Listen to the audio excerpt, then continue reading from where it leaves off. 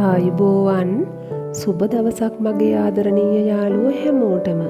ඉතින් වෙනද වගේම හැමෝම සතුටින් ඉන්නවා ඇති කියලා නම් හිතන්න අමාරුයි මේ දවස්වල.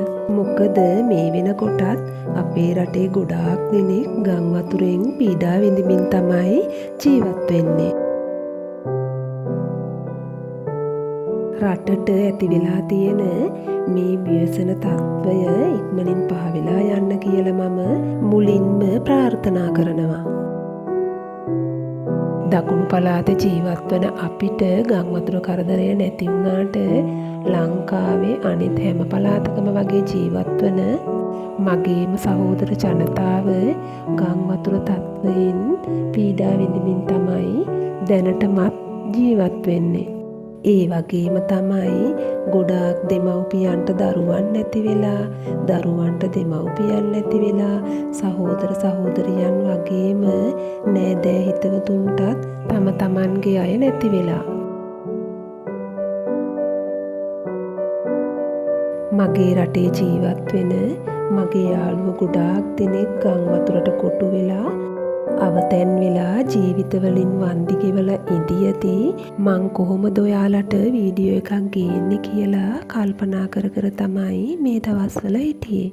ඒ නිසා ඉතින් මට හිතුණා මගේ මිදුලේ පිපිලා තියෙන මල් ටිකක් පෙන්නන ගමන්ම මේ විදියට ඔයාලත් එක්ක ටිකක් කතා කරන්න. මගේ වීඩියෝස් බලන මගේ යාළුවෝ ගොඩක් දෙනෙක් මට කතා කරලා මගේ දුක සැප හොයන ගමන්ම වීඩියෝ එකක් ගේන්නේ නැද්ද අක්කේ කියලා ආපු නිසා තමයි මං අද මේ විදියට ඔයාලට වීඩියෝ එකක්වත් ගේන්න හිතුවේ. ඒ වගේම මම මේ මගේ මිදුලේ පිපිලා තියෙන ලස්සන මල් පෙන්නන ගමන් කතා කරන්න හිතුවෙත් මේ ලස්සන මල් දකිද්දී කාගේ හරි හිතක තියෙන දුක ශෝකය ටිකක් හරි අඩු කරගන්න පුළුවන් වෙයි කියලා හිතලා.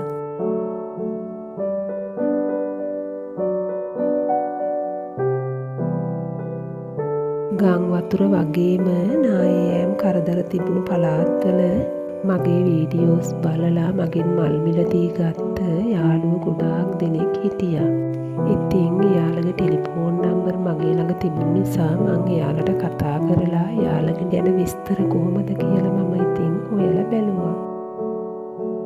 ගොඩක් දෙනෙක් එක්ක මට කතා කරන්න පුළුවන් වුණාට ටික දෙනෙක් එක්ක මට කතා කරන්න බැරි වුණේ සිග්නල් නැති ප්‍රශ්නය නිසා වෙන්නේ නැති. දැනට අපේ රටේ මේ පවතින ගම් වතුර කරදරයත් එක්කම ඉස්සරහට ඉතින් ආහාර පාන හිඟයක් වගේම වසංගත රෝග වුණත් එන්න පුළුවන්.